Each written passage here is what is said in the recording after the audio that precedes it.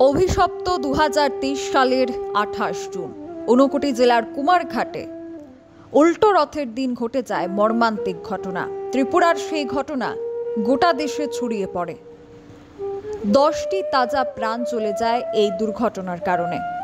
পরবর্তী সময় পুলিশের পক্ষ থেকে শতপ্রণোদিতভাবে মামলা হাতে নেয় কুমারঘাট থানার পুলিশ এবং এই কাণ্ডে জড়িত থাকার জন্য ইসকন কর্তৃপক্ষ রথ পরিচালন কমিটির মোট 9 জন অভিযুক্তের নাম আদালতে চার্জশিট জমা দেয় পুলিশ। দেখতে দেখতে প্রায় তার 1 বছর পেরিয়ে গেছে। মামলার রায় না হওয়া পর্যন্ত দোষীরা আজও ঘুরে বেড়াচ্ছে খোলা আকাশের নিচে। অতঃপর বিদ্যুৎ দপ্তরের বড় গাফিলতি, যদিও বা সরকার পক্ষ সেটা ঢেকে দেওয়ার চেষ্টা করছে। 1 বছর কেটে যাওয়ার পর স্বজন হারানো সেই পরিবারগুলি কেমন রয়েছে?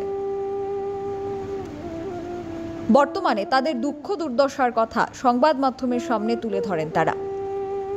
স্ত্রী এবং সন্তান হারানো রিন্টু মালাকার অভিযোগ করলেন, ধর্মের ঢোল পিটিয়ে মানুষের সঙ্গে নাকি প্রতারণা করেছে ইসকন কর্তৃপক্ষ। রথের নামে নিজেদের অর্থ কামাইয়ের ব্যবস্থা করতে গিয়ে আজ এত সব পরিবার বিপন্ন। তাজা 10টি প্রাণ চলে গেছে। এই ঘটনায় অভিযোগ উঠে আসে ইসকন কর্তৃপক্ষের ভূমিকা নিয়েও। অভিযোগ ওঠে প্রশাসনের পক্ষে, অভিযোগ ওঠে কুমারঘাট পুর পরিষদের বিপক্ষে, অভিযোগ ওঠে বিদ্যুৎ দপ্তরের দিকেও। জানা যাচ্ছে কয়েকজন প্রভাবশালীর মদতেই নাকি শাস্ত্র ভেঙে নিম কাঠের বদলে লোহার রথ দিয়ে তৈরি হয়েছিল এই উল্টো রথের রথ, আর তার কারণে এই বিপত্তি ঘটেছে। আর এই বিপত্তি ঘটার পর এখনো পর্যন্ত তার কোনো শাস্তি পায়নি কেউ। বর্তমানে এই সকল মানুষরা একটাই দাবি করছেন, অপরাধীদের কঠোর শাস্তি দেওয়া হোক। Bureau report, social Bangla. আমার নাম শান্তা দাস।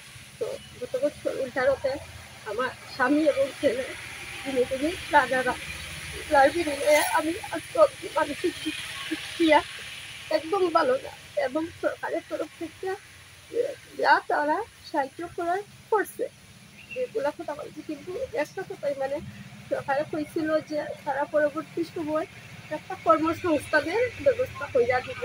তো ওই বিষয়টা তারা যদি একটু নজর দিয়া দেখতো যে আমার তো ছেলেও নাই, আমিও নাই, যে আমি পরবর্তী জীবনটা কীভাবে খাটাইব, তারা যদি ওই বিষয়টা একটু নজর দিত তাহলে আমি তার কাছে উপকৃত থাকলাম। মশলা হাতে নয় চামচে তুলুন। লংতরাই গুঁড়ো মশলার প্রতিটি 250 গ্রাম প্যাকেটের সাথে 1টি চামচ ফ্রি। লংতরাই গুঁড়ো মশলা, রান্নায় তোমাকে